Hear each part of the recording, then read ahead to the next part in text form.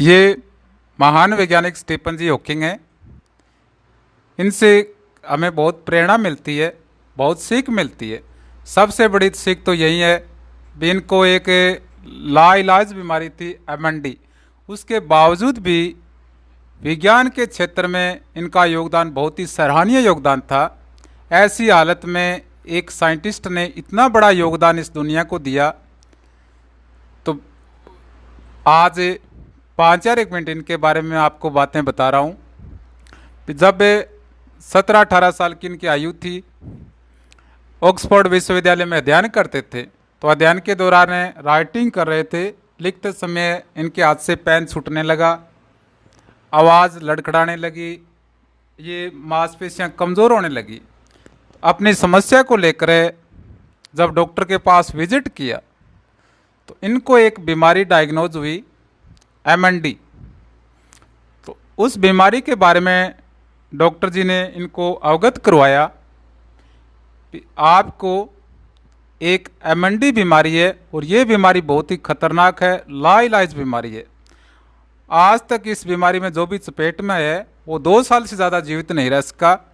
भी अब जो आपकी बीमारी के ये लक्षण आ रहे हैं, भी आपके जो आवाज़ में समस्या आ रही है, ये जो हाथों की पैरों की मांसपेशियां कमज़ोर हो रही हैं, ये धीरे धीरे इस बीमारी का प्रकोप बढ़ेगा और 2 साल में आपकी जो जीवन लीला है वो समाप्त हो जाएगी।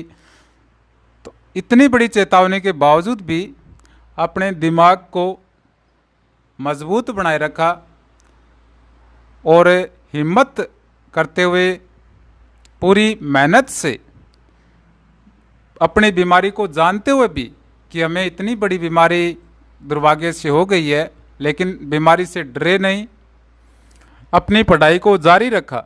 तो सबसे बड़ी सीख तो यही मिलती है कि कोई भी समस्या हो जाए, दुर्भाग्य से कोई भी रोग हो, रोग से न डर कर पूरी हिम्मत से सकारात्मक रहने से हमारे अंदर रोग प्रतिरोधक क्षमता है वो बढ़ जाती है और बीमारी की रिकवरी में हेल्प मिलती है। कोई भी रोग है वो जल्दी उस बीमारी का निदान होने का पॉसिबिलिटी रहती है। तो इनकी जो लाइलाज बीमारी थी उसके बावजूद भी कितनी बहादुरी से बीमारी से भी लड़े और विज्ञान के क्षेत्र में कितने बड़े सिद्धांत दिए। ब्लैक होल है, स्पेस, उन्होंने उसके बाद पढ़ाई जारी रखते हुए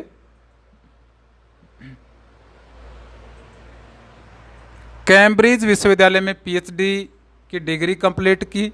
इतनी परेशानियों को झेलते हुए पीएचडी करना कितना मुश्किल होता है, और उसके बाद में विज्ञान के क्षेत्र में बहुत बड़े कीर्तिमान स्थापित किए। ठीक है, मेरा प्रयास सिर्फ बीमारियों के लिए जो भी सिद्धांत थे, पीएचडी भौतिक विज्ञान और ब्रह्मांड विज्ञान में पीएचडी का अध्ययन किया। तो सिर्फ मेरा बीमारियों के लिए प्रयास है कि कोई भी समस्या हो जाए तो ऐसे महान वैज्ञानिक देखो, इनकी जो कैपेसिटी थी वो बहुत ज़्यादा थी, बहुत ज़्यादा इनको समझवान थे कि बीमारी से बिल्कुल भी बीमारी से डरे नहीं।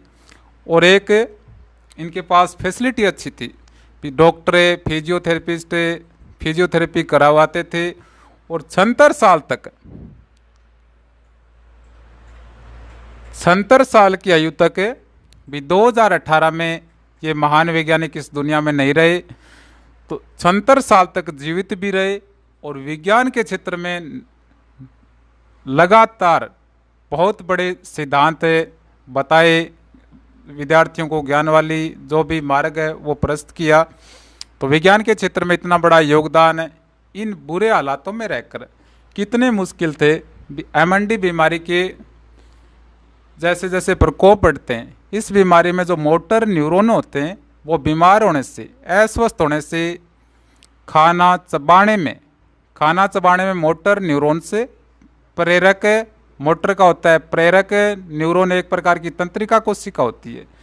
तो जो प्रेरक न्यूरॉन से खराब होने से जो प्रेरक तंत्रिकाएं होती हैं, ये प्रेरक तंत्रिकाएं यानी कोई भी मैसेज है, अब मेरे दिमाग से कोई भी मैसेज है भी, मैं अब ये इसको आपको दिखा रहा हूँ इमेज को, तो सिर्फ ये जो मैसेज आ रहा है वो मोटर न्यूरॉन्स होते हैं वो सहयोग करते हैं, तब मांसपेशियों में मूवमेंट होता है।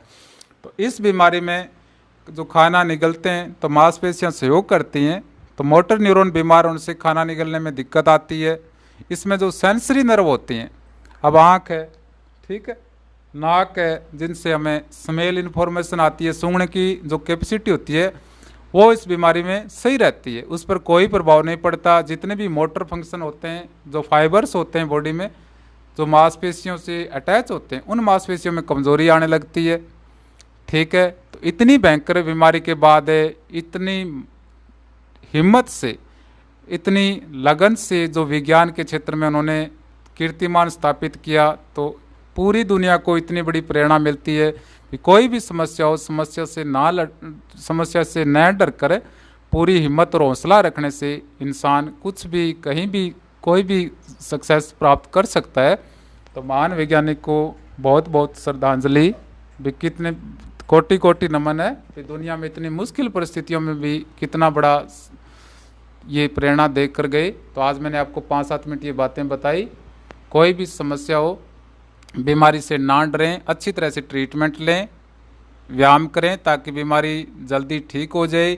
कई जो लाइलाज बीमारी होती है, सेरिब्रल पॉल्सी, मस्कुलर डिस्ट्रोफी, ऐसी बीमारियां भगवान करे कभी किसी को ना हो, लेकिन ये बीमारियां यदि हो जाए तो इनकी तरह हौसला रखने से बीमारी जीवन भर कंट्रोल रहती है। ठीक है जी।